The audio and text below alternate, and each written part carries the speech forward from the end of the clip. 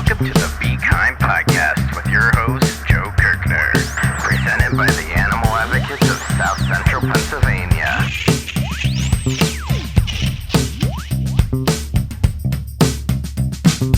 Welcome back, everybody, to the Be Kind podcast.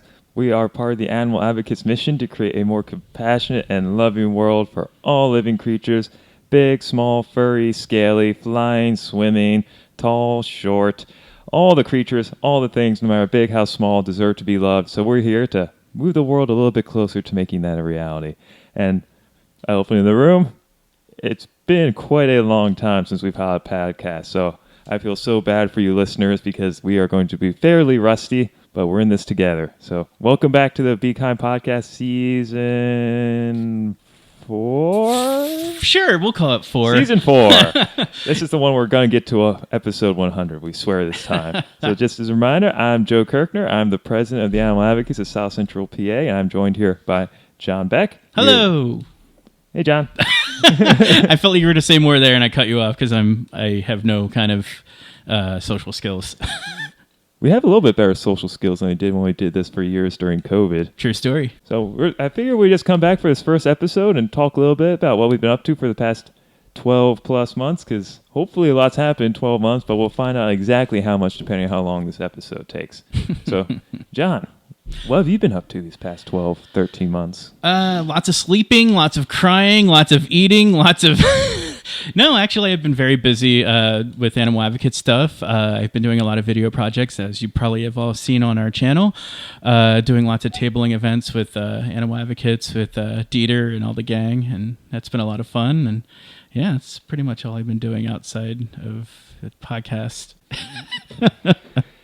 And working a lot. I've been working a lot at my job. Yep, I believe the last episode we did was right around Give Local York, and since then we've had 2 Give Local Yorks. Both have been at the Hive with our good friend Susan. Hi, Susan. Hi, Susan. Hope you're listening. If not, you have to now, so that's one viewer. That was a terrible impression, sorry. But she's been great letting us go to the Hive during Give Local York and sell vegan, animal-themed art, give out pre-vegan food, and hang out with people and ask them for money. And the past 2 years, we raised $5,000 at Give Local York, which is... Actually, wouldn't it be 10? Right, yeah, $5,000 each year, so that's $10,000. Not bad for a bunch of people who don't know what they're doing.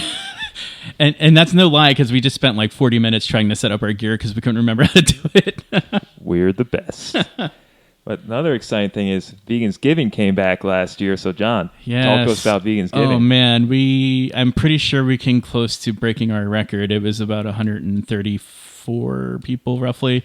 We kept having to pull out more tables and chairs, so that was pretty cool. But, yeah, it was pretty delicious. Great food. Everyone was super happy to do it. And we changed venues, which was kind of nice because we had more flexibility. And it was really nice. It was a great time. And Jeff Stabley... he came out and played piano and serenaded everybody. It was great. For those who aren't in the know, Vegansgiving is exactly what it sounds like.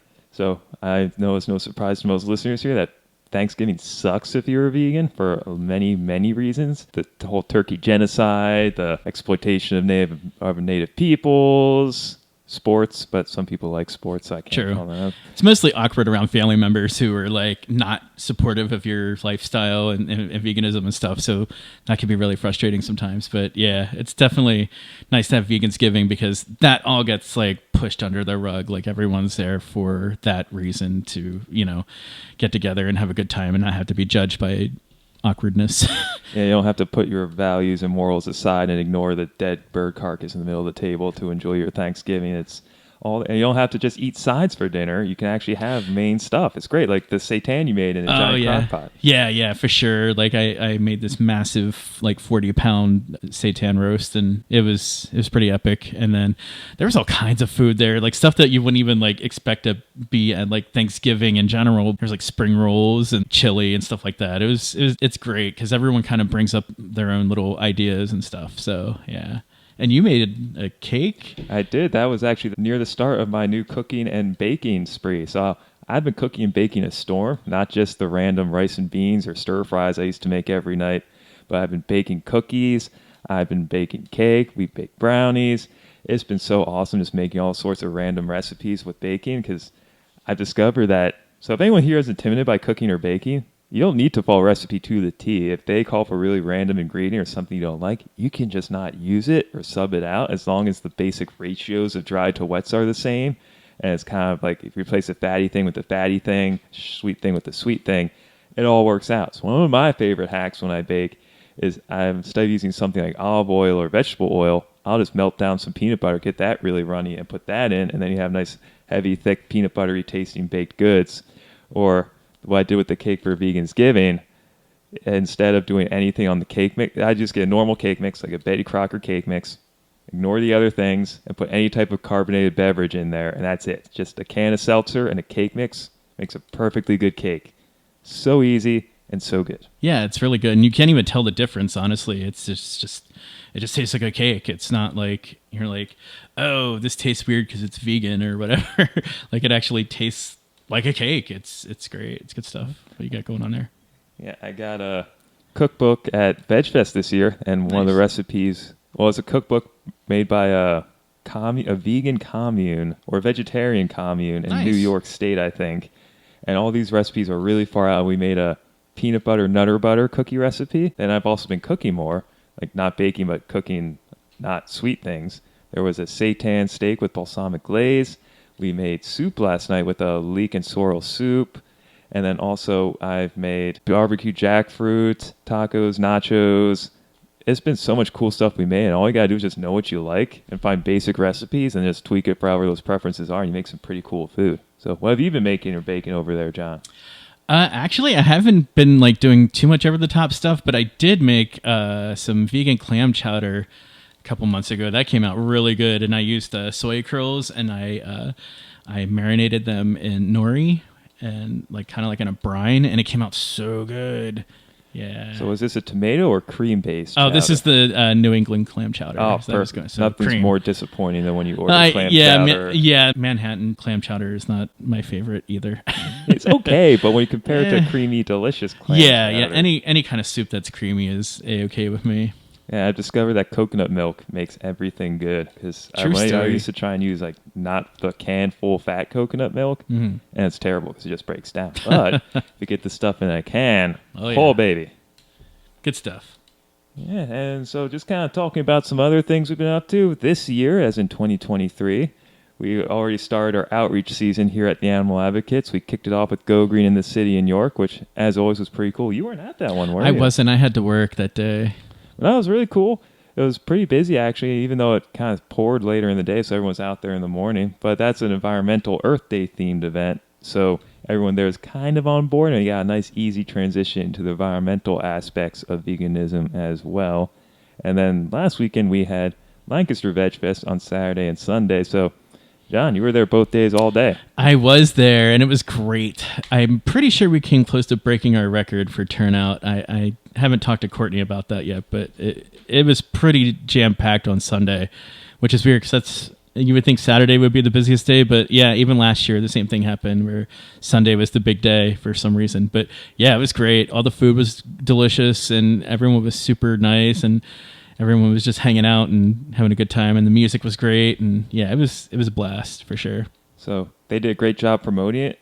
So if you're even slightly tangentially related to the vegan movement in this area, you probably saw a bunch of ads and posts and stuff on Facebook or Instagram, and I assure you it was as awesome as it looked online in person. Yeah, there was so much good food. It was so hard to choose, and that's where I got my crazy vegan cookbook. I saw my friend Andy, former host of the Bearded Vegans podcast, who I'm still starstruck over every time I see them because they are so cool. I miss that podcast every week. Every Thursday that would update. And they had a Patreon too, so if you were a Patreon, you would get the week early, which, slight tangent, getting early access to a serialized anything is only a perk for 1 week, and then it's just you come to expect it that day, and that's really it. So stay tuned for info on our Patreon. Just kidding. Except maybe not. Who knows? Maybe. And we've also welcomed a new board member. Oh, yes. Yeah, Gina. She was the former owner of... Is that the right word? Yeah, founder? Yeah, she was the founder of Huckleberry Trails, which is a local farmed animal sanctuary up in Shermansdale, and she recently passed off the sanctuary to our good friends here at Here With Us, who were down in Seven Valleys. Right. And now they moved from all their residents up to their new location where Whispering. They're now here with us is now here with us in Shermansdale, where Huckleberry Trails was. Yes. And Whispering Rise, great sanctuary, pig sanctuary down in Baltimore. Love Jeff and everyone down there. Not related to this conversation. No. But hi, Jeff. But she's now on our board, and she's already helping out coordinate new volunteer days at other sanctuaries, helping us make sure we have liability forms and stuff set up so people can't sue us. Talking to you, person thinking about suing us, listening to this. Don't you do it. You can't do it now. And we're super happy to have her on board. We still have a couple openings on the board, so if you're interested or know someone who might be, reach out, send us an email, give us a call, bekindpodcast@gmail.com, and we'd be more than happy to have that conversation. Also, her last name is Beck, and so is mine, but we're not related, just so everyone knows. We're all related. We're all human No, beings on this true. beautiful, beautiful planet together. And yeah, my other things in my life, I moved out to Lancaster from York City, so now I'm a 176 area zip code kind of person, 17603 instead of 17401, and that's been exciting. No offense to York, but Lancaster has a lot more vegan food and options out here, which is super fun. Going to Norbu, going to Roop, going to Thai places, been going to Prince Street Cafe, Endo Cafe. So many cool places to go to here in Lancaster that has been really fun to explore. Yeah, it's a little bit more progressive in Lancaster than in York, but York's getting there. There's definitely some stuff there, but Lancaster is definitely the hot spot. Indeed. And then also, people watching on video may notice that Victor's still around and kicking. He actually was diagnosed with diabetes, and now I have to stab him with a needle twice a day and give him insulin, which was hard at first, but now he looks forward to it because I give him a treat right afterwards, and it's kind of creepy how he looks forward to it so much, but he's doing much better, very energetic, very strange. And then other exciting news, I adopted another cat called Nona, and she is a little kitten right now, less than a year old, about 7 months. And I adopted her because I was at a work event, and my boss's boss was talking about how there were these kittens there she was trying to get adopted, and I had a few glasses of wine deep, so I said, sure, why not? I can get another kitten. And then I forgot about it, and then about 3 months later, I get a text saying, oh yeah, your kitten's ready to get picked up whenever you are. At the time, I lived in a studio apartment, so that you're was really interesting. like, oh yeah, now I have another kitten. Yep. So living in one room with 2 cats all the time. It was entertaining. I would not recommend it for a permanent situation. But no, I'm in a house with my girlfriend who we will meet in future episodes. And so that is a much more pleasant experience in a house with 2 cats and a girlfriend rather than in a tiny room with 2 cats, always alone. I remember that one picture you posted up where they were both sleeping on top of you, and it was just a cat sandwich going on there. It was amazing. Yep, always a cat.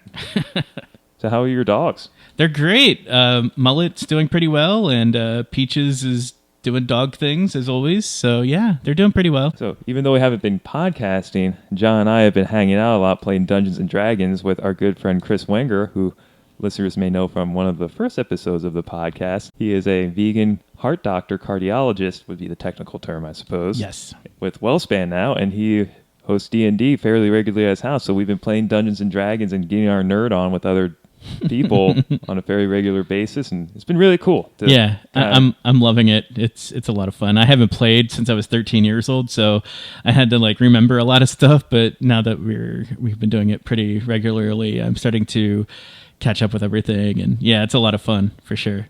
We have not had any chances to break our veganism within the world of Dungeons & Dragons yet, though. Yeah, luckily my character doesn't have to eat food really to survive, but for everyone else, they're kind of just eating berries and all kinds of stuff. It's called the Frankenstein diet, nuts and berries. That's all you gotta eat. That's right. Coming up for events Animal Advocates has going on, we have... Oh, actually, Ooh. What did you do today? Oh, we were at... I was at York County Pride for my day job at the YMCA, and it was a really great event. It used to be Equality Fest in York and Calcer Park, but this year they moved it to the York Fairgrounds. And, oh, I forgot to mention this. It's beautiful. This is why I think there sometimes is a God, is because this was in all trans hall. Oh, nice. So at first I was thinking, did they rename the hall just for this event to be all trans? And then I get there, it was transmissions in cars Right, with a right. copyright infringed Tasmanian devil on the front from the Nice. Looney Tunes. Of course. And it was great. Yeah, there was a lot of people out there. No protesters this year. Cool performances and music and so many nice people. And next year, Animal Advocates will probably be there. But next weekend, Animal Advocates will be at Lancaster Pride, which this year is at the Convention Center downtown in Lancaster rather than Clipper Stadium. So it'll be a new venue. We'll see how that goes. Yeah, and that'll be nice because it'll be climate control. Because the one year we did it, it was so windy out, our tent went flying up in the air. It was kind of nuts. And so it'll be nice. And it was kind of dreary and rainy that day, the one day. And it was, yeah, it'll be nice to have some kind of climate control for once at an event we're doing. Yeah, I don't think we ever do really. Hardly events. ever, yeah. It's very rare. And then this Thursday, so you probably won't be listening to this until after this event, but there's Jubilee Day happening in Mechanicsburg, which is an all-day event in downtown Mechanicsburg. I think it's, 10 to 8 Yeah, p.m.? it's a very long day, but it's like, it's crazy because it's on a Thursday and thousands of people come to this. Like, I think it's like 40,000 people. It's bananas. And then after that, I think we have a few weeks off, but then we get a lot of the mainstays like Dogs Day in the Park down New Freedom by our good friends at ARI. It's an all-vegan dog-themed event. No, it's a dog-themed event that just happens to be vegan. They don't really advertise that part, which is super cool, because then you get there and go, wait a minute, why are they serving vegan pizza here? One year Starbucks was there. I don't think they served vegan creamer. It was this big controversy. And then next year they did, so that was really cool. And then Wolfstock, which I always get confused with Dogs Day, that's up in Harrisburg. And then I think also new this year, we are doing East Penn Pumpkin Festival, That's I believe. right. Isn't that 2 days long or something like that? Yeah. That'll be fun. And then the Snacktown Street Fair in Hanover as well. Yeah. We had a blast last year, minus the crazy monsoon that happened right at the end. But it's a lot of fun, lots of snacks. Everyone was really nice. There was a parrot there. Or not a parrot, a macaw. There was a macaw there just hanging out. But there was something else weird that like most people wouldn't bring to... It was a ferret. Ferret. What is a ferret? which I should know because one of my D&D creatures that I had with me is a ferret, Mr. Butterscotch. Good old Mr. Butterscotch. But yeah, it was a ferret at the Snacktown. So those are some of the events we have coming up. That does not include Vegansgiving, and we're going to finalize the details on that relatively soon. I believe that is usually the Sunday before Thanksgiving, but it's always up in the air depending on availability for venues and things like that. But it is happening this year in one way, shape, or form. We're going to make sure it gets done. So Vegansgiving is going to be a thing this year. Stay tuned. Start fasting now so you're plenty full by November. And we have a lot of great guests planned up. We're going to be talking to my girlfriend in the next episode. And then we are going to hopefully be talking to our good friend Mary, who is also a volunteer at the Animal Advocates, and mystery guest TBD, which will be happening at some point in the future at some time. Yes. Anything else to add, John, before we wrap this up? I can't think of anything. I'm just glad we're back on doing this because it's, like I said, or like you said, it's been over a year. So it's good to be back in the shift of things. So If anyone out there has any suggestions for future episodes, any things they'd like to see, give us an email at bekindpodcast@gmail.com. We'll be sure to work that in. But back for season 4. Thanks, everyone, for your patience as we got things back up and running, and stay tuned for more.